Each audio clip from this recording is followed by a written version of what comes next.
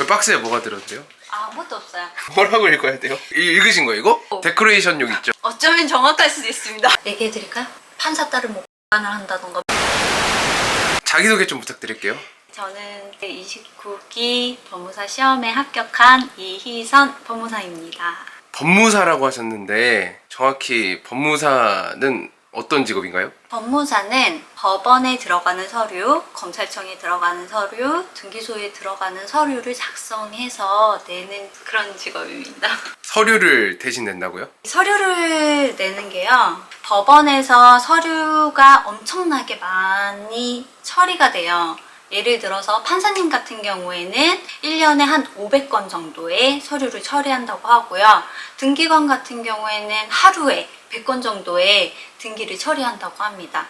그런데 처리하는 서류가 워낙에 많다 보니까 잘 정리된 서류들이 필요해요. 그리고 만약에 의뢰인님들이 자기에게 어떤 법이 필요한지 모르잖아요. 그러다 보니까 그런 법들을 저희가 소개를 해드리고요. 법을 신청을 한다던가 소송을 하기 위해서 필요한 서류들을 저희가 꾸려드리는 거예요. 보통 법원에 내는 서류들은 한자도 많고 읽어도 한글인데 뭔 뜻인지도 모르겠고 막 그렇잖아요. 네. 그런 거를 대신 작성하고 내드린다는 건가요? 네, 맞습니다. 그렇다면 보통 세무사분들은 세금 관련된 법이고 변호사분들은 뭐 형법, 그쵸? 네. 아니면 뭐 이혼 관련된 건 뭐 민법인가요? 네. 예, 뭐 그런 거를 주로 다루시는데 그럼 법무사 선생님들은 주로 다루는 법이 어떤? 저희도 민법 같은 거 많이 하고요. 형법도 하고요. 뭐 부동산 등기나 법인 등기 같은 걸 하다 보니까 상업 등기 쪽이니까 상법이랑 상업 등기법, 그다음에 부동산 등기법 이런 것도 다 공부를 해서 하고 있습니다. 뭐 대한민국의 법들은 다 건드리는 건가요? 다 건드리진 않습니다. 왜냐면 행정사분들은 행정법에 관한 그런 법들을 공부를 해서 활용을 하시고요. 세무사님들은 세법을 공부를 해서 또 그에 관해서 업무를 보시고요. 저희 같은 경우에는 그냥 법원, 검찰청, 등기소 그쪽에 들어가는 법리들만 보고 있어요. 근데 물론 요새 검수완박법 때문에 경찰서로 들어가게 되지만요. 고소장도 대신 써주시는 거예요? 네, 맞습니다. 아, 여기 뒤에 보면 지금 뭐 이게 뭐 세법부터 해가지고 뭐 책들이 엄청 많은데 네. 읽으신 거예요 이거? 1부는 읽었고요. 네. 1부는 좀 데코레이션? 읽으려고. 데코레이션용 있죠? 아닙니다.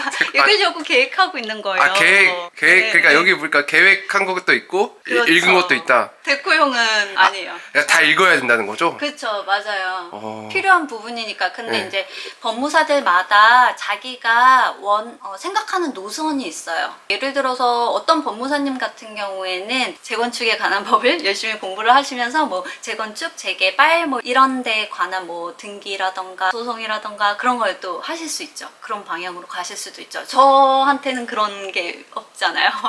선생님도 네. 뭐 지금 파는 전공이 있으실 거 아니에요? 저는 이제 시작하는 단계라서 이제 신입생이라 맞습니다. 전공 선택에 대한 아직 게 없어요? 아무래도 일이 계속 들어오는 일들이 있대요. 주로 들어오는 게 어떤? 형사 사건이라던가 그냥 민사 사건 그런 게 보통이죠. 강남이나 서초 쪽에는 아무래도 회사가 많다 보니까 회사 설립이라던가 그런 쪽에 문의도 들어오고요. 지금까지 설명한 거를 좀 종합적으로 제가 이해한 대로 얘기를 해보자면 네. 법 쪽에 잡분가요? 어쩌면 정확할 수도 있습니다. 이거 신문은 보시는 건가요? 네네네, 보고 있어요. 이것도 뭐 맨날 신문 보셔야 돼요? 업무 특성상? 보시는 분들도 있고 안 보시는 분들도 있는데 네. 법무사 등록을 하니까 자동으로 오더라고요. 아 법무사분들 좀 이거 신문 보라고? 네, 협회에서 아마 신청해서 그냥 지속적으로 주시는 모양이에요. 우리나라 그런 말 있잖아요. 8대 전문직. 네. 변호사, 뭐 네. 의사, 세무사, 노무사, 법무사도 거기 끼잖아요. 네. 그만큼 법무사도 그러니까 당연히 전문직이지만 네. 돈 많이 번가요? 그거는 정말 하기 나름인 것 같고 사람마다 다른 것 같습니다.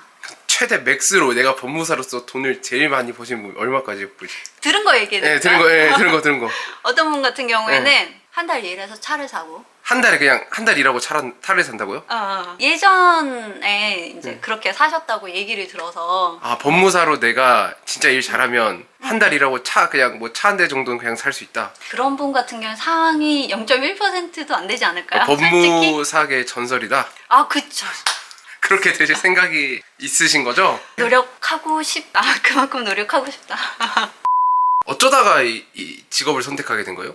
예전에 어떤 분을 만났어요. 그 분이 아주머니셨거든요. 근데 그 아주머니께서 자기가 겪었던 사건들을 얘기를 해주는데 상당히 많이 노력을 해오기도 했고 그럼에도 불구하고 좀 극복을 하기 많이 어려워했었어요. 변호사한테 전화가 왔대요, 하루는. 그런데 그 변호사가 이런 명예훼손적인 댓글을 달았다, 이 핸드폰으로. 그러니까 그에 대한 합의금을 뭐 3,400만 원 정도 내라, 이런 식으로 해서 연락이 왔다는 거예요. 그래서 이 아주머니께서 이제 얘기를 딱 들어보니까 자기 딸이 아버지의 핸드폰을 빌려서 거기에다가 댓글을 달았었는데 그게 명예훼손적인 글이 있었던 거죠. 왜냐면 공개적으로 다 볼 수가 있잖아요. 그랬는데 이제 아주머니께서 처음에는 딸을 되게 탓했대요. 아, 야, 너 왜 그랬어? 어? 그랬는데 이제 딸이 막 설명을 하는 거죠. 그래서 들어보니까 뭐 가수의 이제 노래에 대해서 댓글을 달았는데 이게 상당히 범죄적인 노래였던 거예요. 김치 냉장고에 해서 안에 넣었다, 그런.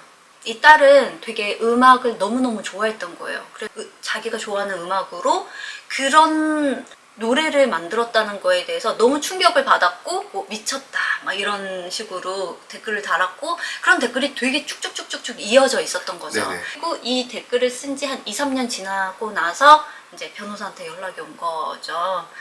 고소를 할 거다, 명예훼손죄다. 그러니까 뭐 합의금 3,400만 원을 보내라, 그랬던 거죠.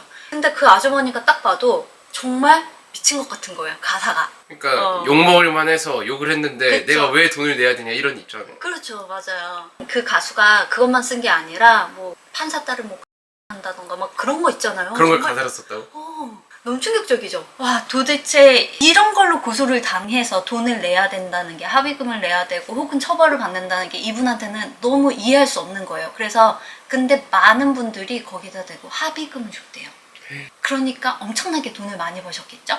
그 가수는 이제 노래보다 이제 악플 합의금으로 더 벌었겠네요? 또 변호사랑 50대 50으로 나왔는데요. 그런 경우에. 그래서 그분이 그런 자료를 다 모아갖고 기일에 나가갖고 이랬다 하면서 딸과 이제 남편에 대해서 이제 항변을 한 거죠. 그러니까 이제 그 부분에 대해서 기각이 났어요. 네. 그러니까 이제 그걸로 합의금을 못 얻었네요, 그 가수는. 맞아요. 그러니까 오. 그렇게 한 사람들은 거기서 벗어날 수 있었는데 대부분은 두렵잖아요. 그러니까 그냥 포기를 하고 돈을 주고 끝내는 거죠. 그런데 이게 정말 상당히 불합리한 상황이잖아요. 그래서 되게 안타까웠고 그 아주머니를 만나면서 아, 나도 법을 배우고 싶다. 그 다음에 어떤 법적 분쟁이 발생했을 때 내가 법을 알아서 잘 대처를 하고 싶다. 그런 생각이 들었어요. 그래서 법무사가 되신 거군요. 법 공부를 시작했죠. 일반 사람들은 내가 법 공부를 해야겠다 생각하면 변호사의 길을 가려고 하잖아요. 그러니까 변호사가 되려고 하면 나이를 많이 봐요. 로스쿨 같은 데서 뽑는 걸. 그래서 나이가 많은 사람과 당연히 어린 사람이 있으면 당연히 어린 사람을 뽑고, 나이가 아무래도 많다 보면은 이제 뽑히기가 힘든. 보면 이게 네. 책이 아니라 거의 흉기인데 베개죠. 베개인데 이거를 그러니까 다 보신다는 거죠, 일단. 아, 네. 삼가 드린다고요? 불이익 추정의 금지. 피의자나 피고인이 진술 거부권을 행사했다는 사실만으로 등에게 불이익한 간접 증거로 하거나, 이 뭔 말이 이게? 유죄 추정을 하는 것이. 진술 거부권은 네. 말을 하지 않는 거예요. 그러니까 진술을 거부하겠습니다, 얘기를 네. 하고 그 부분에 대해서 말을 하지 않는 거죠. 그런데 그렇게 진술 거부권을 행사하였다는 사실만 가지고 이걸 불이익을 주면 안 된다? 그쵸, 맞습니다. 뭐라고 읽어야 돼요? 민법 총칙. 이거 네. 한글 맞죠, 이거? 한자도 있죠. 이걸 어떻게 읽어야 돼, 이게? 뭐 어떤 거? 에넥테루스 가 주장한 설이다. 뭐 땡. 이 사설에 대하여는 의사 능력이 없는 자도 권리를 가지는 이유를 설명하지 못한다는 비난이 있고, 이익설에 대하여는 권리자에게 아무런 이익 없는 권리도 있다는 비난이 있다. 한자 공부도 많이 하셨겠네요. 한자 공부는 법전에 나오는 것만 했습니다. 예전에 저 시험용 법전이 한자였어요. 그래서 그거를 하나씩 다 따라 쓰는 거예요. 그러니까 법 말고도 한자도 따로 공부하신. 네네, 그랬죠. 한자 그러니까 법을 공부하면서 한 거예요. 그래서 법전은 이게 보면은 법에 관한 책이잖아요. 네. 그러니까 읽을 수 있는 거예요. 만약에 다른 부분에 관한 한자였다면 저 못 읽었을 거예요. 형사소송법 네. 8판을 사서 오타를 다 이제 검수를 하고 하나하나 다 읽으면서 네. 검수를 하고 여기에 출판사에 보냈어요. 그래갖고 여기 이창윤 교수님께서 저한테 연락이 왔어요. 고맙다고. 그러니까 그러면서 지금 이게 9판인데 8판을 사서 그걸 다 읽으면서 굳이 안 찾아도 되는 오타를 찾으셔서 찾았다기보다 눈에 거슬리잖아요. 아. 그래서 그거를 기록을 해놓는 거죠. 그걸 해서 보내드리니까 고맙다고 9판을 공짜로 주시면서 아까 사인해 주신 거예요. 정말 공부를 어렵게 하셨을 것 같은데 몇 년이나 시험 준비하셨어요? 네, 한 5년 정도 했습니다. 학원 다니시면 네, 학원 다녀야 돼요. 5년 동안 그럼 시험 5번 반에 붙은 거예요? 아니요, 그렇진 않아요. 1차 시험 2번 받고 2차 시험 2번 받고 그랬네요. 1년에 한 번 시험 아닌가요? 그러니까 1년에 1차 시험 볼 수 있고 2차 시험을 볼 수 있고 그 다음에 2차 시험을 또 볼 수 있어요. 매년 보신 건 아니시네요? 맞아요. 왜냐하면 초반에는 볼 실력이 안 되니까요. 어차피 1차 시험을 합격해도 2차가 안 될 거라고 생각을 하고 1차는 객관식이죠. 맞아요. 객관식. 2차는 뭐예요? 주관식이에요. 뭐 서술형인가요? 맞습니다. 2차가 서술형이 결국 네. 그 채점하는 분이 음. 내 맘대로 정답법 이런 거 하는 거 아니에요? 그러니까 자기 입맛에 맞게? 아무래도 그런 부분이 없잖아 있을 수는 있죠. 그런데 그렇다고 하더라도 그 부분에 대해서 답을 쓸 수 있는 사람이 있고 없는 사람이 있을 거잖아요. 그래서 그런 부분에서 갈리죠. 그럼 법무사가 되기 전에는 뭐 네. 어떤 일을 하셨나요? 집에서 살림했습니다. 그냥 주부로 사시다가 네. 그 악플 그거가 이제 좀 이유가 돼서 법무사가 되셨다. 네, 법을 되게 공부해보고 싶었어요. 자녀가 있으시. 네, 맞아요. 그러니까 아이 키우면서 이렇게 법 공부하셔서 법무사. 야, 주부의 신화, 경단녀의 신화를 쓰셨네요. 그렇진 않아요. 마지막으로 영상을 보시는 분들께 하고 싶은 말 있으실까요? 법무사가 어떤 직업인지 무슨 일을 하시는지 모르시는 분들이 상당히 많아요. 그런 부분이 조금 안타까워요. 왜냐하면 아까 말씀드렸다시피 그분이 상당히 많이 어려웠었는데 내가 어떻게 해야 되지? 고민만 되게 하고 주변에 막 여러 사람에게 막 많이 여쭤보고 막 그랬거든요. 그런데 어쨌든 쓰는 돈이 되게 아까우셨던 거죠. 그리고 워낙 변호사를 쓰기에는 돈이 엄청나게 많이 들어요. 거의 그 당시에도 기본이 이제 500부터 시작한다 그런 얘기 많이 했었으니까 제가 막상 이 법 공부를 해보니까 사람이 법을 공부를 한다는 게 내 권리가 무엇인지 알아가는 그런 공부더라고요. 나한테 이런 권리가 있으니까 상대방에게 청구를 할 수 있는 거예요. 나 이런 권리가 있으니까 네가 그 부분에 대해서 나에게 그러면 내가 이 권리가 있다고 주장할 수 있어야지 받을 수 있을 거잖아요. 근데 나는 나한테 무슨 권리가 있는지 몰라요. 그러면 청구를 못 하겠죠. 받을 수 없겠죠. 이런 게 너무 안타까운 거죠. 그래서 법무사와 상담을 하는 것도 저는 되게 좋다고 생각을 해요. 되게 상담료가 저렴해요. 저희 처음에 시작할 때만 딱 5만 원 받고 추가되는 30분마다 2만 원씩 받거든요. 그러다 보니까 뭐 초반에 1시간은 7만 원, 그 다음 1시간은 뭐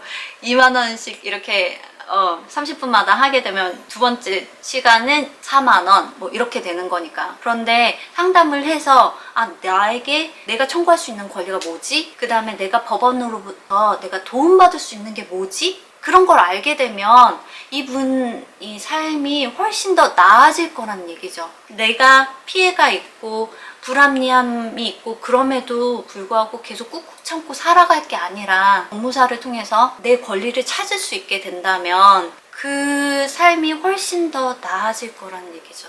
그래서 저는 이 법무사라는 직업이 좀 사람들이 많이 알았으면 좋겠고, 그래서 저희가 또 많이 도움이 되어줄 수 있었으면 좋겠어요. 솔직히 이게 1억에 대해서 상대방에게 청구를 하게 되면요, 그 부분에 대해서 지연손해금도 계속 발생을 한단 말이에요. 그런데 보통은요, 그렇게 지연손해금을 생각을 못하고 원본만 청구를 해요. 나 1억 원 줬으니까, 네가 받았으니까 나한테 돌려줄 의무가 있잖아. 그러니까 1억 원만 줘. 하지만 법무사한테 오면 이자도 계산을 해주고 지연손해금도 계산을 해준단 말이에요. 그러면 법무사 비용은요, 진짜 지연손해금 중 일부만 줘도 법무사가 그 일을 다 처리해 줄 수 있는 경우도 왕왕 있단 말이에요. 계산을 해보면. 그렇다 보니까 저는 무언가 많은 분들이 법에 대해서 현재 들어가는 비용만 생각을 할 게 아니라 정말 그분들이 전체적으로 받을 수 있는 비용, 가지고 있는 권리를 모두 다 찾을 수 있었으면 좋겠어요.